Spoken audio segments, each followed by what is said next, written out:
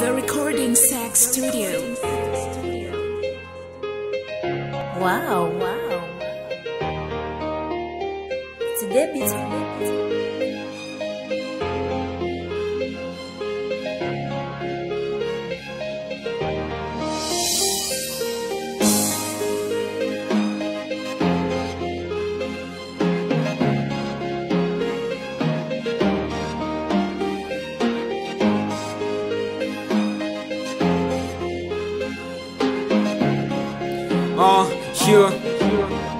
Sure.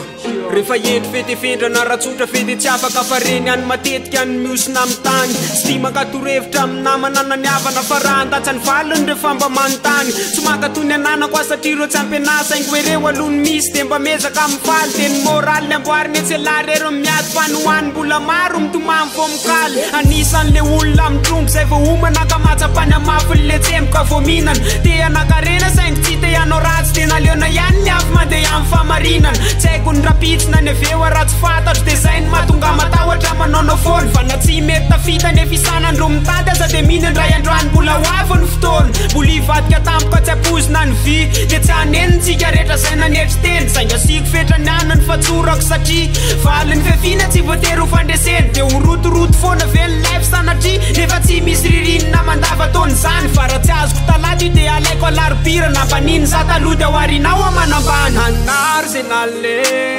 manatena hoendray androany ane itomany zay ny ome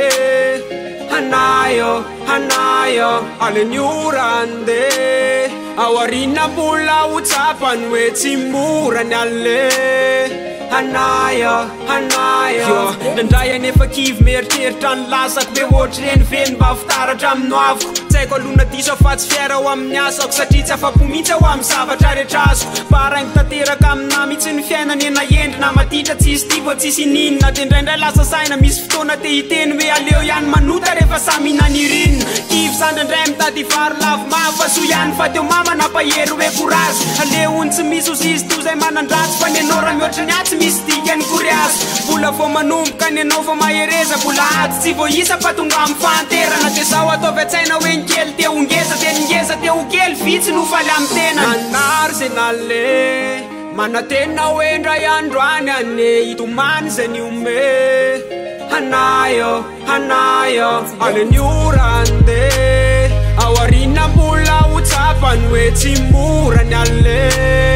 hanayo nanary zay nalle manatena hoendray androany ane itomany zay ny ome hanayo ale ny orande